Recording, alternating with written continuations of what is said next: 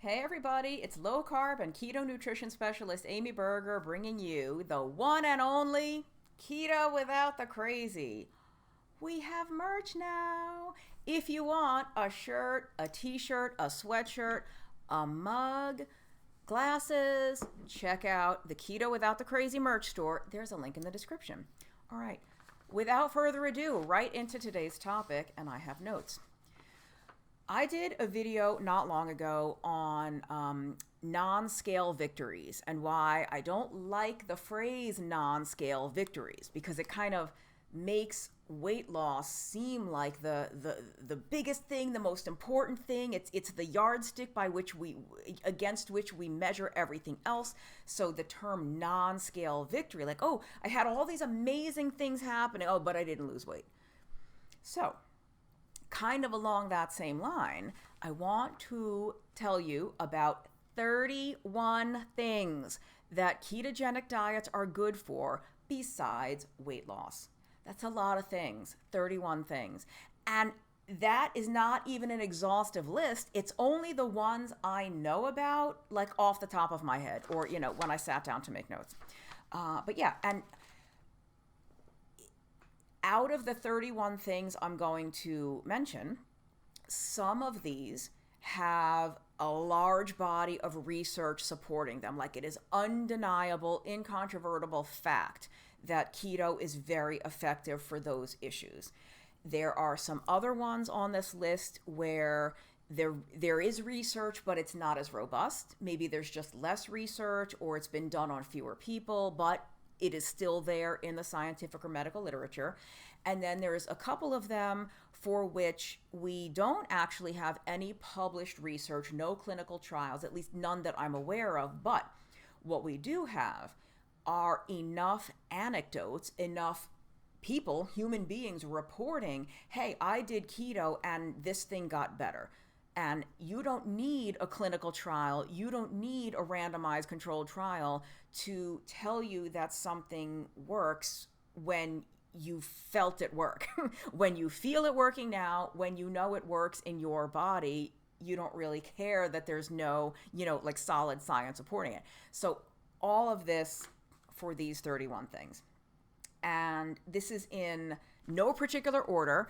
And just before I forget that, the things for which there is less research, what the anecdotes that we have and the reports that we have from people are enough, there's enough of them that I would be confident recommending a keto diet for someone with that issue. Like, you might as well try it because here's all these other people for whom it has been effective.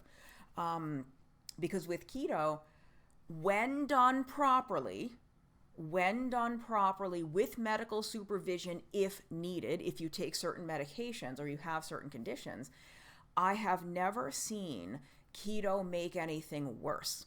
It either helps a ton, it helps a little bit, or it doesn't really help much at all. But again, when done correctly and safely, I've never seen it make anything worse.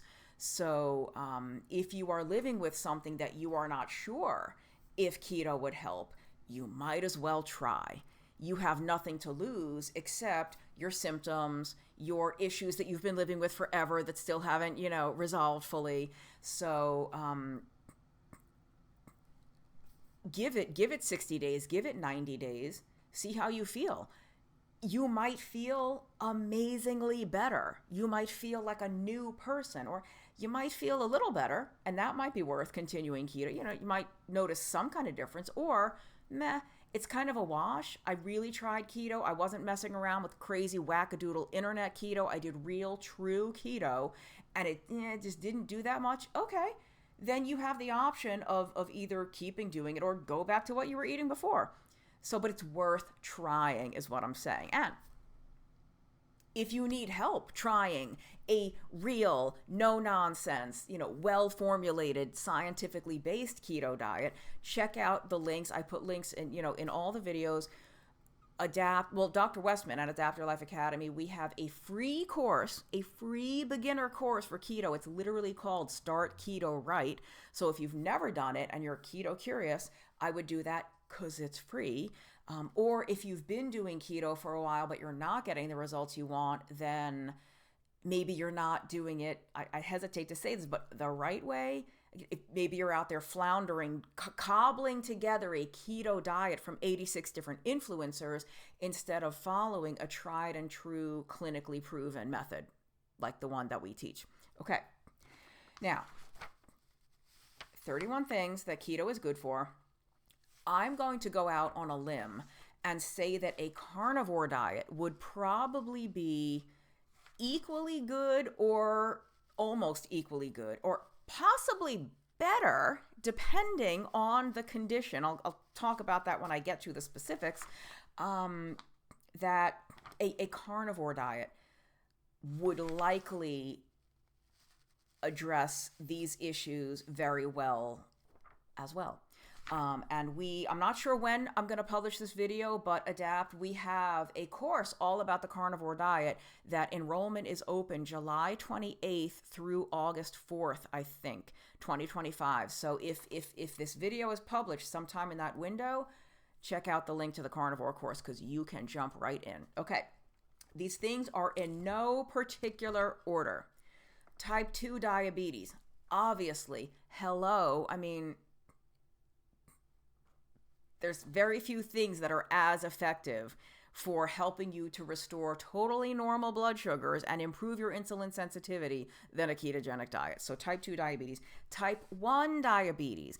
If you have type 1 diabetes, you will always need to use at least a little bit of insulin. People with type 2 can, for the most part, reduce and many people completely eliminate their insulin altogether. If you have type 1, you will always need to use some insulin, but you will be able to dramatically reduce the doses that you require. And by dramatically reducing those doses, you also reduce the volatility in your blood sugar. You can have much, fewer extreme highs and extreme lows. Just even it out so much more, and you will not develop what they call double diabetes, where you start to develop insulin resistance to the insulin you're injecting because you're injecting these supra-physiological, massive industrial strength doses of insulin to cover all the carbs you're eating. So type 2, type 1, metabolic syndrome, aka insulin resistance, non-alcoholic fatty liver disease, NAFLD. Now they call it MAFLD, like metabolic associated fatty liver disease, or MASH, metabolic associated steatohepatitis. That's kind of the end stage, like or like cirrhosis, basically, like when your liver is really starting to get, it's not just that there's fat in it, it's like really starting to get damaged. So all of that to me falls under that, non-alcoholic or metabolic associated fatty liver disease. Keto has been shown to basically reverse that within days, not weeks and months, days of just not eating the carbs gives your liver a chance to let go of all the fat that's been accumulating in it. Okay. PCOS. I did a video on keto for PCOS a few months ago, polycystic ovarian syndrome. The cause of PCOS is hyperinsulinemia, period. End of story. Chronically high insulin. And I don't often use the word cause or causal or causation, but that was in the medical literature. It's in that video if you're interested in learning more about PCOS, but chronically high insulin is what causes PCOS. Migraines. Lots of people doing keto for migraines and carnivore for migraines. Now, when you do this, you have to micromanage your electrolytes even more than some other people on keto. Like, some people do keto and they don't need any extra salt. They don't need any extra electrolytes of any kind. Some people need a crap ton of extra salt or sodium. Some people need a ton of magnesium to prevent the leg cramps or to help them sleep or whatever, to keep those bowels moving, whatever it may be. So people with migraines tend to need a ton of salt. If you have migraines and you're already doing keto or carnivore and it's like maybe it's helped a lot, but you still kind of get a lot of migraines, feel free to contact me. I can point you in the direction of the go-to person for migraines on keto. Her name is Angela Stanton, or you can just look up Angela Stanton migraine protocol. Okay, gout. Red meat does not cause gout, everyone. Animal protein does not cause gout. Forget you ever heard that, because it's not true. Again, chronically elevated insulin causes your body to retain uric acid, which can precipitate into crystals and that lodge in the joints, and that is what causes the pain. It's not because you ate steak. It's because you probably had steak with potatoes and bread and a sugary dessert and who knows what else. The meat is not the problem. There is some very interesting research of people doing high protein diets, including animal protein, and uric acid decreases dramatically, and gout flares or gout attacks decrease dramatically. So, hypertension, number 8, high blood pressure. Again, elevated insulin is one of the primary drivers of hypertension. And there are other causes. So if you're already doing keto or carnivore and your blood pressure is still kind of high, there's other issues that you need to look into. But for many people, just cutting the carbs, which helps to reduce the insulin, helps to restore normal blood pressure. Number 9, joint pain. I don't have to tell you that. If you're out there watching and your arthritis or other joint pains got better within days or weeks of starting keto. Maybe you didn't lose 20 pounds, you didn't lose 50 pounds, and yet the pain in your knees went away or got much better. The pain in your hands, the pain in your hips, wherever. A lot of people experience massive improvements in joint pain. Number 10, brain fog. I wrote a whole book about keto for Alzheimer's, by the way. It's called The Alzheimer's Antidote. There's a link in the notes. Lots of reasons for that. Could be the presence of ketones that are an excellent fuel for the brain. They're like a super fuel for the brain. Could also just be getting off the blood sugar roller coaster. You know, some of the symptoms of, hypoglycemia is confusion. Trouble focusing, all sorts of cognitive effects from high or low blood sugar. Number 11, heartburn or acid reflux or GERD, gastroesophageal reflux disease. That's all the basically heartburn, right? It's not always the coffee or the spicy food or the oily food or the tomatoes, the acidic foods. It's the carbs, at least for some people. Lots and lots of people reporting, and there is published research on this as well, where GERD, acid reflux gets much better on a low-carb diet. Number 12, skin issues. So this could have actually been 36 things, because I have multiple skin issues categorized under the one, but adult acne, eczema, psoriasis, something called hidradenitis suppurativa, skin tags, believe it or not. Some of you watching may have experienced this. Your skin tags disappeared after a while on keto. So, chronically elevated insulin, again, and being on that blood sugar roller coaster really does a number on the skin.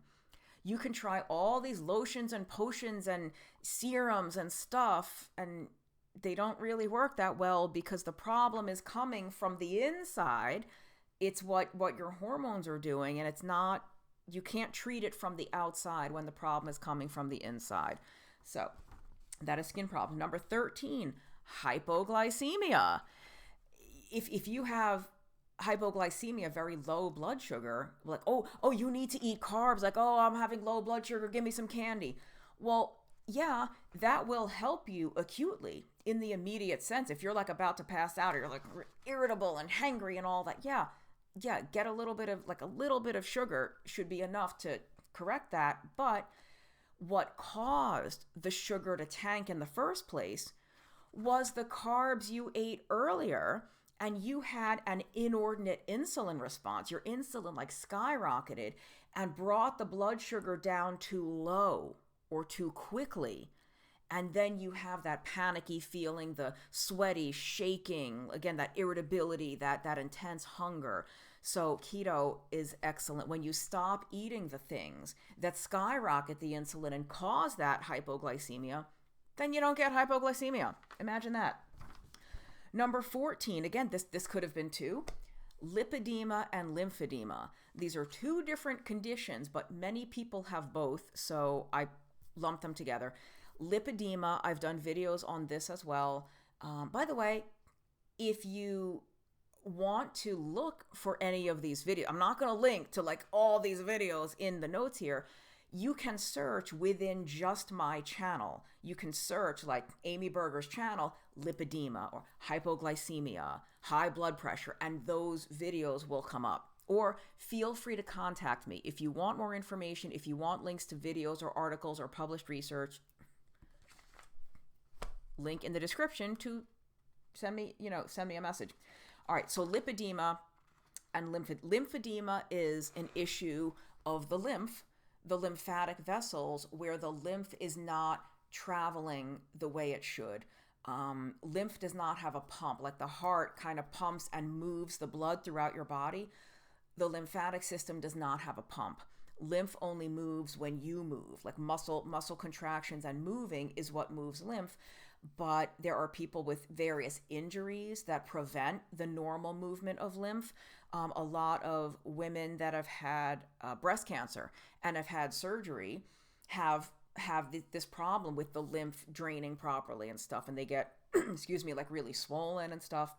So, and it could happen for any number of other reasons too. Lipedema, on the other hand, is very different. It's a disorder of fat tissue. And I did a very detailed video about it. I'll just give you the snapshot version here.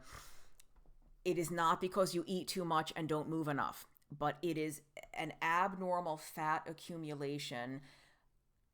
It tends to occur in the lower body, but you can also have it in the upper body, and it is almost exclusive to women. There are some rare, very rare reports of men with lipedema, but it's almost exclusive to women. If you've ever seen a woman whose upper half of her body is sort of like normal sized, but her bottom half, it almost looks like two different people. It's like a smaller person on top. And as soon as you get to the hips or the buttocks or the thighs or the legs, she's like, 4 times bigger, maybe not 4, but, much, much bigger. Very disproportionate fat accumulation in the lower body. It's lipedema. Okay. Or if so many women are just told, oh, all the women in our family just have big legs. Maybe you all have lipedema, because there maybe, no one really knows what causes it, but there might be a genetic component to it. Okay, that was 14, lipedema and lipedema. Number 15, fatigue or low energy. Lots of people report they have way more energy on a keto or carnivore diet. Again, could be because you're off that blood sugar roller coaster that's kind of tanking your energy all day, or the ketones, burning fat. Now that your insulin is low and your fat cells can release their stored fat, you've got all this great fuel running around your body. Of course you have more energy. Number 16, multiple sclerosis. This is a big one, you all. Big. Does keto cure MS? No. Does carnivore cure MS? No, I don't think we can say that, but wow. These very low carbohydrate ways of eating appear to help multiple sclerosis in ways that almost nothing else does. There are treatments for MS, certainly, but I don't know that anything has been as effective as keto or carnivore in some of the case reports I've read, or again, anecdotes, people that I've heard from personally. Number 17, Parkinson's disease. I don't know if I've done a video on this for this. No, I did. I did one on keto for neurodegenerative conditions, so umbrella term that includes Parkinson's disease. Very fascinating research on that. Again, does keto cure Parkinson's? No. Does it help a lot more than most other things ever seem to? Yes. Alzheimer's disease, number 18. Again, I said I wrote a book. It's down there. I'm not going to pick it up. It's called The Alzheimer's Antidote. Alzheimer's disease, they often now call type 3 diabetes. It is a problem of glucose metabolism in the brain. So guess what? if your brain has lost the ability to metabolize and harness energy from glucose, and your brain is basically in an energy crisis, maybe if we could just give the brain some ketones, we can close that fuel gap a little bit, give the brain some fuel in the form of ketones, and what do you know? Cognition improves. Does keto cure Alzheimer's? No. Does it seem to help more? Again, just like the Parkinson's, does it seem to help a lot more than the drugs, which really do nothing for Alzheimer's anyway? Sometimes they even make it worse. So 19, schizophrenia. Well, let's 19, 20, 21, 22, and 23.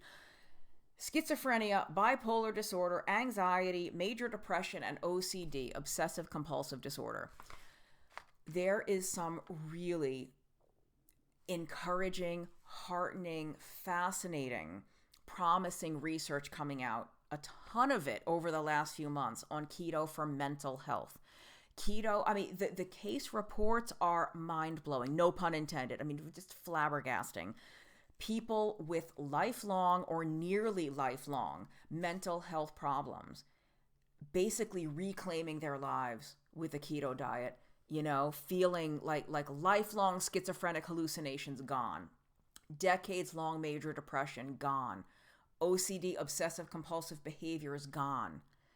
This is really the new, probably biggest frontier for ketogenic diets. There's an emerging field now called metabolic psychiatry. Some of you probably are well familiar with the names Dr. Christopher Palmer and Dr. Georgia Ede. They both have books about keto for mental health. Dr. Palmer's book is Brain Energy. Dr. Ede's book is Change Your Diet, Change Your Mind. Cannot recommend them highly enough. In fact, I'm actually doing Georgia Ede's clinician training on keto for mental health. So I wanted to know even more about it for myself to be able to help more clients specifically for mental health. So I'm in the middle of that training right now. So that was 5 mental health conditions. 24, epilepsy and other seizure disorders. Keto was actually originally developed as a diet to treat epilepsy.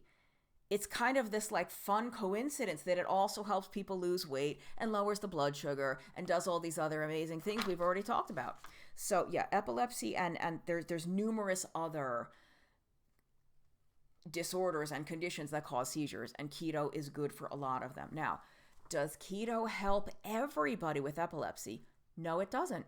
I wish I could tell you that. Not everybody. I've heard this from Dr. Eric Kosoff, who is probably one of the world's leading experts in ketogenic diets for epilepsy. I asked him once, you know, what percentage of people does keto not help with epilepsy? And he said about 50%.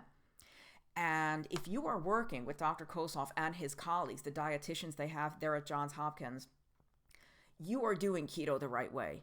You know, if you've consulted with those people, so it's not like, oh, well, they must not have done keto right, they're doing it wrong. No, it just doesn't help everybody. But considering that it does help 50% of people, you know, some of those people will have complete elimination of seizures. Some of them will have a massive reduction. Either way, it's fabulous. And it's like, again, more effective for some of them than the anticonvulsant drugs.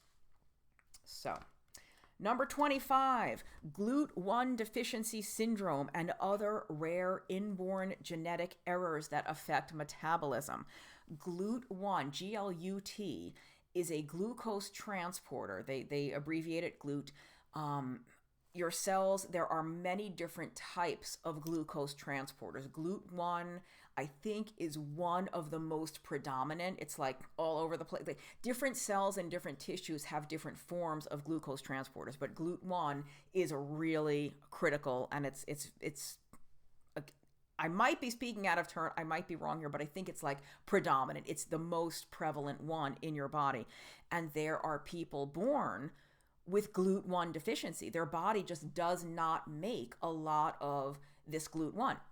And what that means is your cells don't take up glucose the way they're supposed to. They cannot get glucose inside properly. Therefore, you cannot metabolize glucose. You can't get fuel from glucose. Oh, good thing we have this other way of eating, this super, super low carb diet called a ketogenic diet, where your body's primary fuel is no longer glucose or carbohydrate. Your primary fuel is fat or fatty acids and a little bit more fuel from ketones. When your body is not dependent on glucose for its primary fuel, the fact that you have a genetic inborn metabolic problem processing glucose is not as big a problem. Imagine that. So GLUT1, and again, there's other genetic things that affect glucose transport. In fact, this is going to be 32 things because I don't even have glycogen storage disease on here, which is also a problem with harnessing energy from carbohydrate or glucose. Your body stores carbohydrate as glycogen in your muscles and in your liver. And there's different forms of glycogen storage disease. Some people cannot really make glycogen, so you don't have any like stored carbs to give your body energy and fuel those muscles. Some people can make glycogen and store it perfectly, but they can't release it. They can't break the glycogen down into glucose, which is what your cells need. You know, they can't use starch, they can't use glycogen, they have to use glucose. So your body has to chop the glycogen up into individual glucose molecules. Well, if your body can't do that, thank goodness we have this thing called a keto diet where your body's primary fuel switches over to fat. If your body's primary fuel is fat, then the fact that your body cannot properly, burn carbohydrate or access stored carbohydrate, that's a lot less of a problem. Okay. So now my numbers are all wrong. So this is going to be 27 now. Erectile dysfunction. What? I did a video on keto for men's health a while back where I talked about erectile dysfunction, enlarged prostate, and male pattern baldness. Now, no, keto is not going to make you regrow your hair if you're a bald dude. Sorry, but, if it did, probably like our beloved friend Ben Bickman. Now, I can say that because he jokes about it himself all the time. He jokes about his hair and stuff. So, but erectile dysfunction, that is a form of cardiovascular disease. Unless you have had a physical trauma to that region, or if you have depression or some other known cause for why you are not able to get or maintain an erection, then consider that erectile dysfunction as cardiovascular disease. Because what makes an erection? Blood flow to the penis. And if your blood vessels are not functioning properly, they're not dilating properly, they're not contracting properly, you are not going to be able to get that proper blood flow to the penis. In fact, I've read several articles where they say that erectile dysfunction, particularly in a young man, and again, of unknown origin, should be considered the first sign of cardiovascular disease.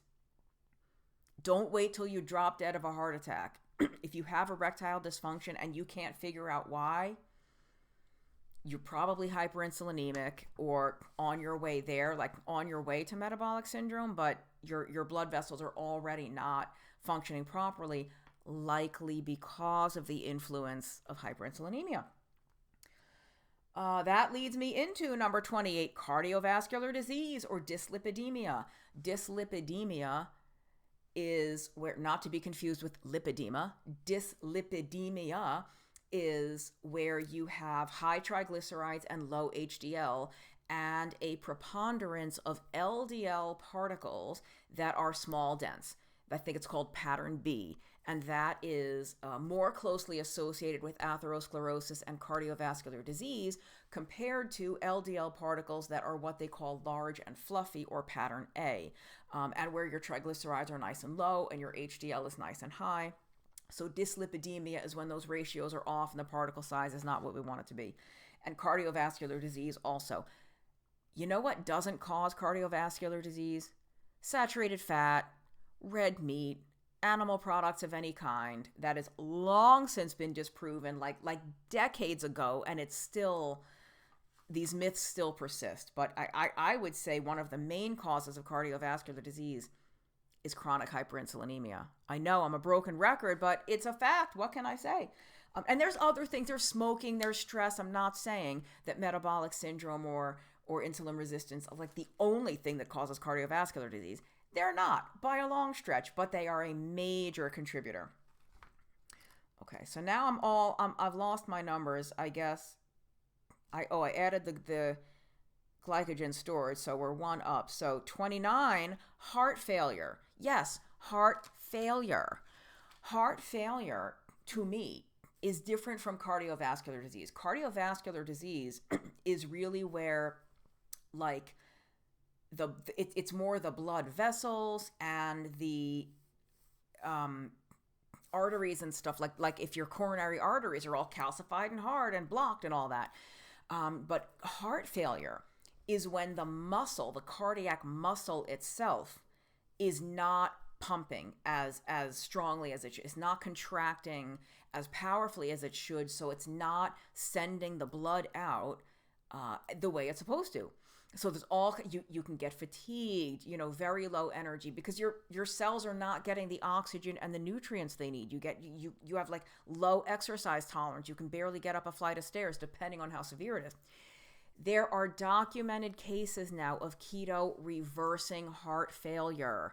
My friend Dr. Westman has seen it in his clinic multiple times now, where people with what they call it the ejection fraction, like how much blood your heart is able to pump, and like the stroke volume and all this, and that can be really compromised. Keto diets have helped people restore a totally normal ejection fraction. I mean, this is mind-blowing stuff. To reverse heart failure? Are you kidding me? But it does. Okay. Binge eating disorder, number 30. That's a surprise, right? Will keto fix binge eating for everybody? No. But it does help some people. This is really fascinating. And I've heard anecdotes about carnivore. There's published research on keto for binge eating. There is not, to my knowledge yet, research on a carnivore diet helping to resolve binge eating, but I have heard from some people that have had that experience. 31, constant hunger and sugar cravings. Yeah, imagine that. When you stop eating it, your body stops asking for it. I always say that cravings are like stray cats. If you feed it, that doesn't satisfy it and make it go away. It comes back for more, right? And so the longer you go without that stuff, the less you tend to want it. All of that the cravings get a lot quieter. For everybody? No, maybe not. That would be nice. There's lots of people who still binge on keto. Even they may not be binging on sugar and carbs. They're binging on cheese, on pork rinds, on who knows what, on things that are very low in carbs, but they are still binging.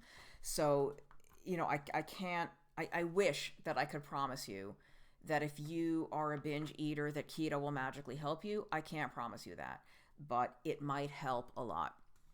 And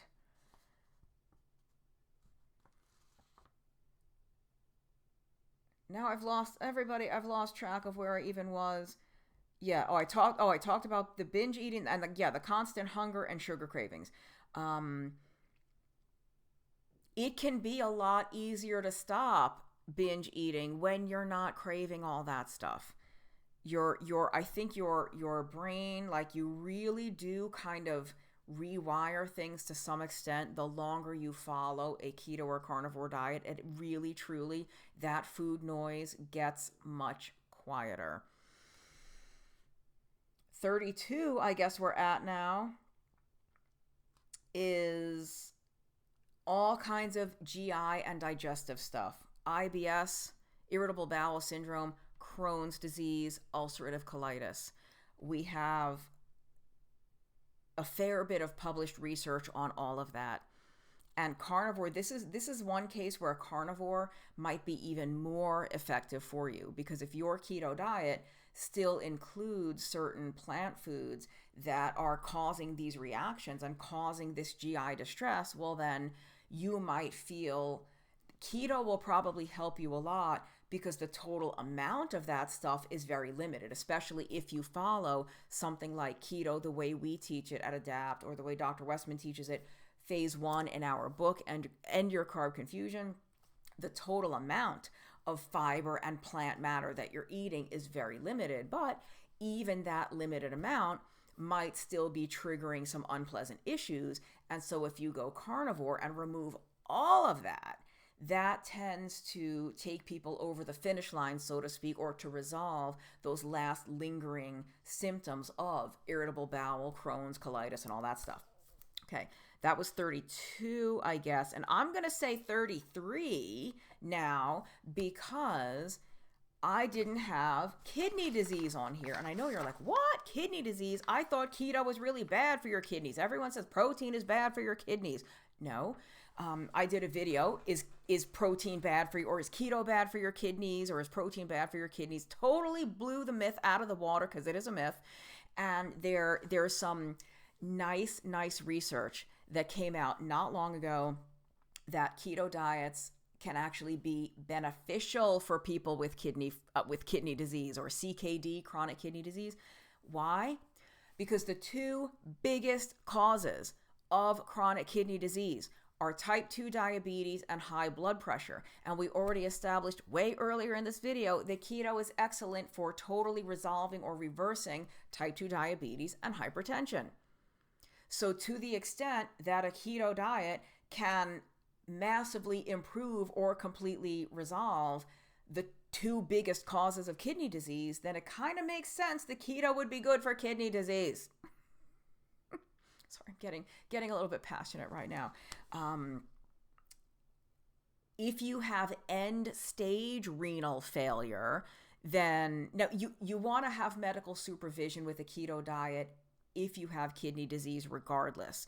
But it may be, to my knowledge, keto has not been studied in renal failure, like in end-stage kidney disease.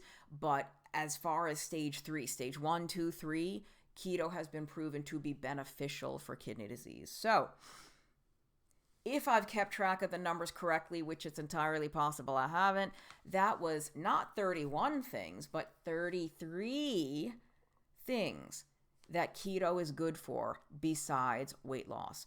All of these things, the seizures, the migraines, the PCOS, the Parkinson's disease, the binge eating, the fatigue, the whatever, none of that has anything to do with body weight. So if you are living with one or more of those things, or you know someone who is, then you could try a ketogenic diet, or they could try a ketogenic or carnivore diet, even if they don't have weight to lose. I know a lot of people will think, well, I could try keto, but I'm not overweight. Like, I don't want to lose weight. Isn't that a weight loss diet? No. It is a health supporting diet. Keto is not a fad diet.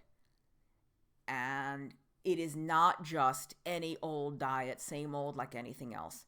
It is a life-changing metabolic therapy. That's what you really need to know about keto.